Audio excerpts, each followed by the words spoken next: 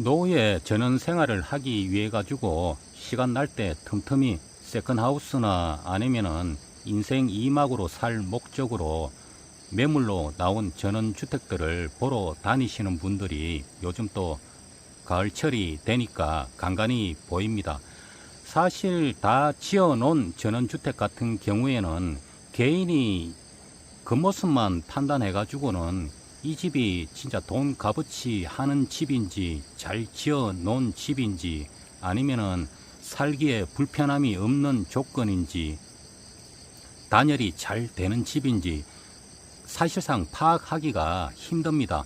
그래서 제가 알고 있는 그런 경험담을 말씀을 드리면은 나중에 그런 거를 체크하셨다가 집 보러 다니실 때 이런 부분들만 중점적으로 체크를 해 주셔도 실패하는 경우가 없을 거예요. 보통 집 보러 가가지고 그 집을 전체적으로 꾸준하게 관리를 했는 집인지 안 했는 집인지 파악을 하려면은 현관 입구에 가면 나무 데크가 이제 쫙 깔려가 있는데 영상에서 보는 것처럼 데크가 나무가 이제 썩어가지고 바로 보수도 안 하고 잘 보이는 위치인데도 불구하고 저렇게 돼 있다 하는 거는 평소에 집 주인이 전체적으로 집 관리를 제대로 안 했다고 볼 수가 있거든요. 이런 집 같은 경우에는 내부로 들어가게 되면은 하나하나 더 꼼꼼하게 살펴봐야 될 부분입니다. 시골 주택 같은 경우에는 도시하고 다르게 왜 따로 이제 뚝뚝 떨어져 있는 경우가 대부분이거든요. 그래서 자연 바람을 많이 직접 받기 때문에 단열 문제가 중요합니다. 집 내부로 들어가게 되면은 여기 이제 집을 지을 때 단열재가 제대로 들어갔는지 아니면은 단열이 제대로 되는지 제일 빠른 방법은 집 주인한테 물어본다든지 아니면은 이 벽체를 뜯어보는 수밖에 없는데 사실상 그거는 불가능하고 창호 이 시스템을 봐야 됩니다. 이 창문을 봐가지고 창문이 보통 그 단창으로 되어가 있든지 아니면 이중창으로 되어가 있든지 가장 좋은 시스템 창으로 되어가 있든지 보통 세 가지 구성으로 되어가 있거든요. 일단 단창으로 하나의 창문으로 되어가 있다고 하면은 열 손실이 많이 뺏기고 집 주인이 단열에 그렇게 신경을 안 쓴 그런 집이라고 생각을 하시면 되고 만약에 이제 이중창으로 창호를 해놨다고 하면은 그나마 이제 무난한 그런 대로 괜찮은 집이라고 생각이 듭니다. 그 다음에 이제 시스템 창호로 구성이 돼가 있으면은 이거는 집 주인이 집을 지을 당시에 단열에 신경을 그래도 많이 썼는 흔적이 보인다고 그렇게 이제 생각을 하시면 됩니다.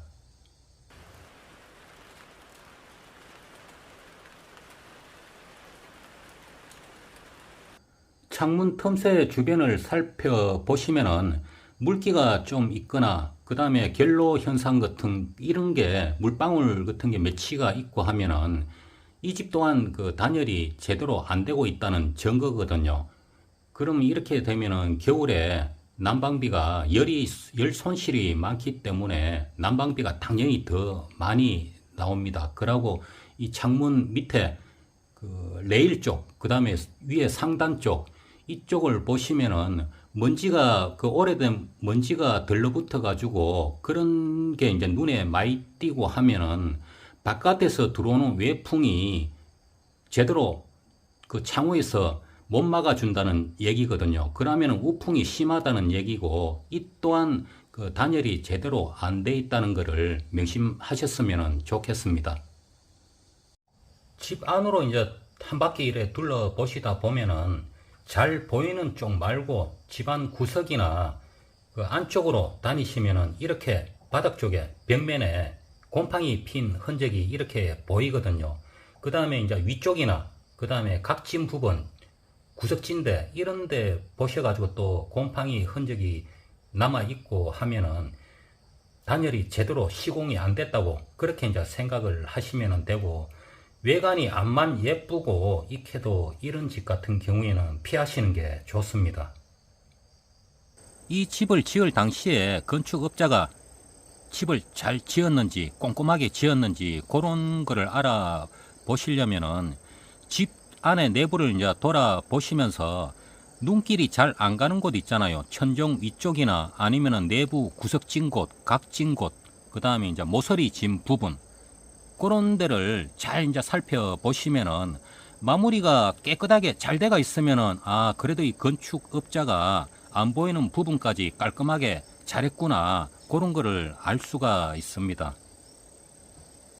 집 내부를 둘러보신 다음에 이제 집에서 난방을 어떻게 하는지 그거를 이제 알아봐야 되거든요. 보통은 대중적으로 많이 쓰는 게 기름 보일러가 가장 무난하고, 요즘 그러고 가스 보일러 이것도 지금 난방으로 쓰는 데가 많이 늘어났거든요.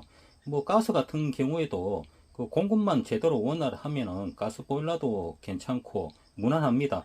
그 다음에 화목 보일러도 지금 간간히 좀 보이기도 하는데, 요즘 화목 보일러는 이제 예전하고 틀려 가지고 인기가 별로 없어요. 화목 보일러는 옛날에는 그 나무 장작값이 싼 맛에 이제 화목 보일러를 사용을 했는데, 장작값도 많이 오르고, 그 다음에 수명이 짧아요, 화목 보일러는. 또 그리고 또 안 좋은 게 이 과열이 자주 또 발생이 되고, 그 과열 때문에 또 화재 위험도 높습니다. 이런 거는 뉴스에서도 가끔 나오잖아요. 특히 바람이 많이 부는 날은 화목 보일러 위험합니다. 그 다음에 사후 관리고 화목 보일러가 되게 그 성가시고 귀찮습니다. 그 만약에 뭐 화목 보일러하고 기름 보일러 이렇게 뭐 반반씩 돌아가는 거는 괜찮은데, 그 화목 보일러만 떼 가지고 뭐 집 전체를 난방을 한다든지 이런 그 집들도 보이는데, 이런 부분도 생각을 좀 해보셔야 됩니다. 그 다음에 심야 전기 보일러를 쓰는 그 주택도 아직 보이더라고요. 이것 또한 옛날에, 요즘은 심야 전기 보일러 쓰는 데가 없습니다. 예전에 이제 지어진 그런 이제 집인데, 옛날에는 전기가 많이 쌌어요. 전기가 남아 돌기 때문에 심야 전기 보일러로 그 정부에서 이제 권장을 해가지고 많이 지어놓은 가정도 있는데, 지금은 주택 보러 다니실 때 심야 전기 보일러로 사용을 하신다고 하면은 이 집 또한 그 피해야 될 그런 주택입니다. 전원생활 하면서 살펴봐야 될 부분 중에 하나가 물 문제거든요. 요즘은 그래도 시골에 광역 상수도가 들어오는 데가 좀 많이 늘어났어요. 광역 상수도가 들어오면은 가장 무난하고, 그 다음에 이제 마을에서 그 관정을 파가지고 이제 마을 내에서만 이제 물 공급하는 마을 상수도가 있고, 그 다음에 개인이 직접 이제 그 관정을 파가지고 개인 지하수 이거를 이제 사용하는 데가 있거든요. 제일 좋은 거는 광역 상수도가 들어오면은 연중 그 단수 없이 그렇게 이제 쓸 수가 있고, 마을 상수도 같은 경우에는 한 달에 한두 번 정도는 단수가 꼭 됩니다.